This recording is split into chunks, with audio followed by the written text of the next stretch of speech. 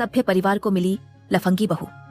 शर्मा परिवार गांव शहर में अपनी इज्जत और संस्कारों के लिए जाना जाता था। सास ससुर धर्मपरायण, ईमानदार और पड़ोस में आदर्श माने जाते थे।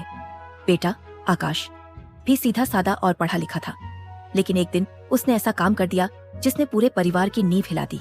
आकाश ने बिना माँ बाप की अनुमति के शादी कर ली। लड़की नेहा बहुत सुंदर थी, गोरे रंग की, आधुनिक कपड़े पहनने वाली। पहली नजर में हर कोई उसे देखकर कहता, वाह, आकाश ने तो कितनी सुंदर लड़की से शादी की है। लेकिन शादी के बाद धीरे धीरे नेहा का असली रंग सामने आने लगा। नेहा, तुम रात को इतनी देर से घर क्यों आती हो? अरे माँ जी, दोस्तों के साथ पार्टी थी, टाइम का पता ही नहीं चला।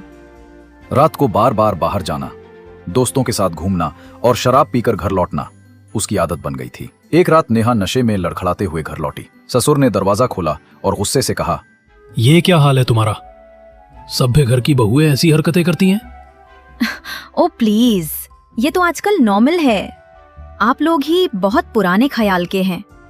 सास ससुर सिर पकड़कर रह गए। पड़ोसियों ने भी देखना शुरू कर दिया। एक दिन तो हाल और बुरा हो गया। पड़ोसी घर में दावत थी, शर्मा परिवार भी बुलाया गया। सब लोग बाहर बातचीत कर रहे थे कि तभी नेहा लड़खड़ाते कदमों से शराब की बोतल हाथ में लेकर पहुंच गई। अरे, ये तो नशे में है। शर्मा जी, आप जैसे घर में ऐसी बहू? पूरे मोहल्ले में बात फैल गई। जहां कभी शर्मा परिवार की इज्जत थी, अब लोग ताने मारने लगे।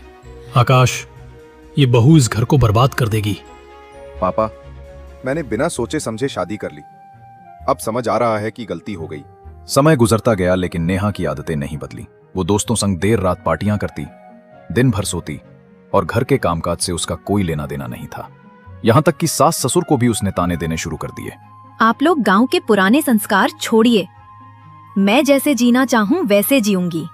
नेहा की आदतें अब पूरे गांव शहर में चर्चा का विषय बन चुकी थीं। सास ससुर और आकाश लाख समझाते, लेकिन नेहा अपनी जिंदगी अपने हिसाब से जीती रही। एक रात नेहा अपने दोस्तों के साथ पार्टी से लौट रही थी। शराब के नशे में गाड़ी चला रही थी कि तभी पुलिस ने उसे पकड़ लिया। नेहा ने घबराकर अपने दोस्तों की तरफ देखा, लेकिन दोस्तों ने मुंह फेर लिया। सबको डर था कि अगर उन्होंने कुछ किया तो खुद भी फंस जाएंगे। नेहा ने कांपते हाथों से फोन उठाया। इस बार उसने किसी दोस्त को नहीं, बल्कि अपने पति आकाश को कॉल किया। आकाश ने बिना देर किए थाने जाकर जमानत कराई।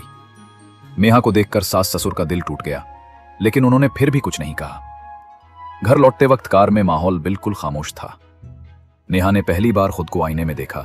जहां उसने हमेशा आधुनिकता और नशे को अपनी ताकत समझा था, वहीं अब उसे अपने चेहरे पर शर्म नजर आई। माँ जी, पिताजी, आकाश, मैंने बहुत बड़ी गलती की। आपकी इज्जत मिट्टी में मिला दी।